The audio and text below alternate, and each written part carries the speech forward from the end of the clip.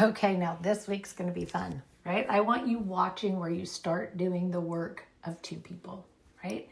Is it in the conversation? Is it in the conflict? Is it in emotional labor and trying to keep things running smoothly and trying to make yourself easier to hear and maybe even, you know what, carrying the whole interaction so that the other person barely has to stretch it all, right? Because that's not always communication.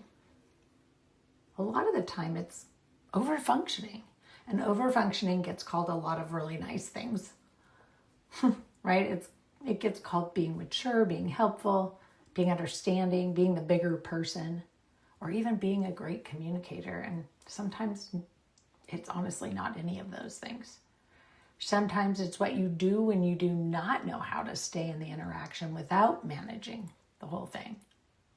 So your precision question this week to focus on is, where am I doing the work of both of us, right? Of two people in this relationship or in a relationship or in my relationships, right? That's where you're going to find your leak. Let's see if you can catch it.